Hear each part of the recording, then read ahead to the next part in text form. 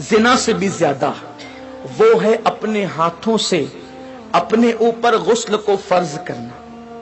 मुझे इससे आसान और इससे बाहया अल्फाज इस गुनाह के हवाले की तशरीह के लिए नहीं मिल पा रहे हैं कि लोग अपने हाथों से, नौजवान हमाम के अंदर बैठकर, बैतुल खला में बैठकर, तन्हाई में बैठकर अपने हाथों से अपनी इस्मत से खेलते हैं और वो अपने हाथों से अपने ऊपर गुस्ल को फर्ज करते हैं। ये क्या है? अल्लाह के रसूल सल्लल्लाहु अलैहि वसल्लम फरमाते कि जो अपने हाथों से अपनी शर्मगाहों से खेल कर अपने ऊपर गुस्ल लाजिम करें, आका फरमाते अल्लाह की, सारे फरिश्तों की और मुझ मोहम्मद की उस पे लानत हो। हुजूर जिस पे लानत करें, जो बेबाक लड़के, बेबाक छोकरे, वो तो जिना के अड्डों तक जाते हैं, लेकिन नाम में हाथ जो शरीफ कहलाते हैं, वो डरते हैं कि जिना से पकड़ न लिए जाएं, इज्जत न चली जाए, तो वो अकेलों में, बिस्तरों पर, मकानों में, दुकानों में, तन्हाइयों में अपने हाथों से अपने सरमाए को बर्बाद करते हैं। मैं अपना दिल का दर्द अपने उन भाइयों तक पहुंचाना चाहता हूं और आपके तवस्सुत से दुनिया भर में मेरे जो नौजवान इस फेले बद में गिरफ्तार है, जिस पर रसूल पाक ने लानत की, अल्लाह ने लानत की, हुजूर अलैहिस्सलातु व तस्लीम के गुलामों, जो अपने हाथों से अपने ऊपर गुस्ल फर्ज करें, कयामत के दिन उनको जानियों से ज्यादा सख्त अजाब दिया जाएगा। जिना करने वालों से बदतरीन अजाब उन लोगों को दिया जाएगा। और मेरे आका अलैहिस्सलाम फरमाते हैं कयामत के दिन कुछ लोग ऐसे होंगे जिनके हाथ हामिला होंगे, हाथों पर हमल के आसार होंगे। सहाबा ने अर्ज़ की या रसूल अल्लाह, लोगों के, मर्दों के हाथ हामिला होंगे? आका फरमाते हैं हाँ, जिन्होंने अपने हाथों से अपने ऊपर गुस्ल फर्ज किया होगा। इशारों की जबान में उसका मफहूम अर्ज कर रहा हूं। कयामत के दिन वो इस हालत में उठेंगे कि उनके हाथ हामिला होंगे। और याद रखना, ऐसा करने वाले उनके चेहरों पर फटकार बरसती है, आंखों के इर्द गिर्द काले काले हल्के पड़ जाते हैं, गड़े पड़ जाते हैं, आंखें अंदर को धंस जाती है, जिंदा रहकर भी इंसान मुर्दा नजर आता है। और अगर 1 महीने तक ये फेले बद कर लिया, सारी जिंदगी उसकी आदत पड़ जाती है। एक वक्त तो वो आता है कि इंसान शादी के काबिल नहीं रह जाता। जब माँ बाप शादी का प्लान पेश करते हैं, इधर मुंह छुपा रहा है, उधर मुंह छुपा रहा है, गोया कि अपनी जिंदगी को तबाह कर चुका है, बर्बाद कर चुका है।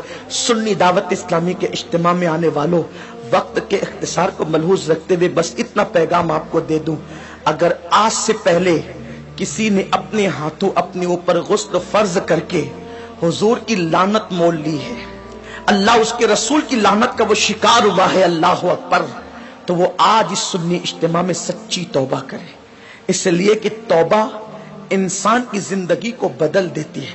ये तौबा ही है जिसने फुज़ैल इब्न अयास को औलिया का ताजदार बनाया। ये तौबा ही है जिसने बिश्र हाफी को बगदाद के मैखाने से निकालकर काबे का मुजावर बनाया और 2 लाख हदीसों का हाफिज बना दिया। ये तौबा ही है जो इंसान को बहुत बुलंद मर्तबे तक ले जाती है। आज सच्ची तौबा कर लें, इसलिए कि तौबा करोगे नजात पाओगे। एक हदीस पाक का खुलासा इख्तिसार से और अपनी गुफ्तगू तमाम करूं, जब भी ऐसे गुनाह करने को दिल चाहे तो उस वक्त इतना सोचना कि अल्लाह देख रहा है। अगर ये सोच करके गुनाह छोड़ दिया तो जिंदगी कामयाब है। मेरे आका अलैहिस्सलाम ने इस हदीस को, अब्दुल्ला इब्न उमर कहते हैं मेरा बचपना था, कमोबेश 7 मरतबा मैंने हुजूर से ये हदीस सुनी है। आका फरमाते हैं किफ्ल नाम का बनी इसराइल में एक शख्स था, एक जवान था, गुनाह करना उसकी आदत थी। एक मरतबा एक लड़की को पैसों की जरूरत थी, मोहल्ले में किसी ने नहीं दिया, सैकड़ों की जरूरत थी, उसने हजारों दे दिए। लड़की ने शुक्राने के तौर पे उसे देखा, उसने लड़की को कहा एक काम करो, मैंने इतने पैसे दिए हैं, इसके बदले में कुछ नहीं चाहता, बस इतना चाहता हूं कि तुम मेरे घर चलकर थोड़ी देर बैठ जाओ और मुझसे कुछ बातें कर लो। लड़की चली गई, उसने सारी खिड़कियां और दरवाजे बंद कर दिए और लड़की के साथ बैठकर बातें करने लगा। जब खिसक करके आगे गया तो लड़की के बदन पर कपकपी तारी हो गई, वो उठकर खड़ी हो गई। उसने पूछा ए लड़की, तेरी मदद किसी ने तो नहीं की, फिर आखिर इस खिड़की दरवाजों के बंद होने के बाद तू کس سے ڈرتی ہے؟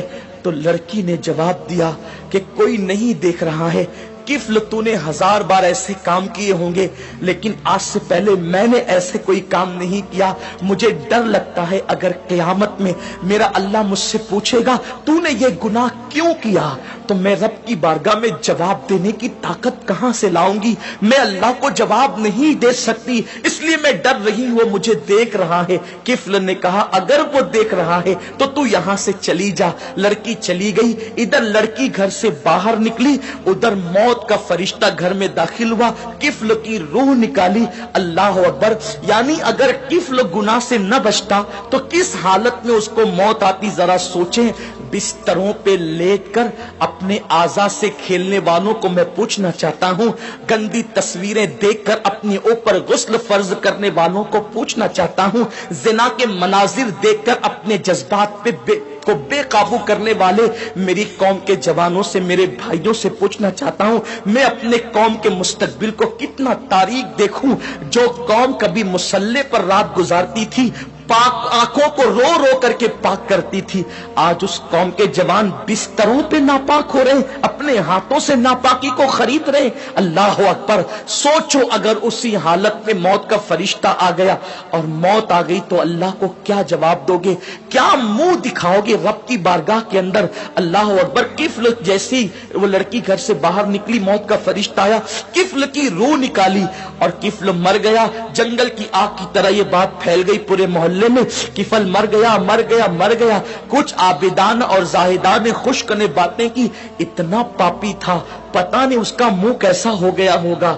ایسے میں کسی نے کہا کچھ بھی تھا لیکن کلمہ پڑھنے والا تھا، اس کی میت میں جانا تو پڑے گا۔ جب لوگ اس کی میت میں گئے تو اس کے گھر پر قدرتی قلم سے لکھا ہوا تھا کہ کفل اللہ سے ڈر کر ایک گناہ سے بچ گیا، اللہ نے اس کی ساری زندگی کے گناہوں کی مغفرت فرما۔ آؤ ہم بھی سچے دل سے توبہ کر لیں، رب کو منا لیں۔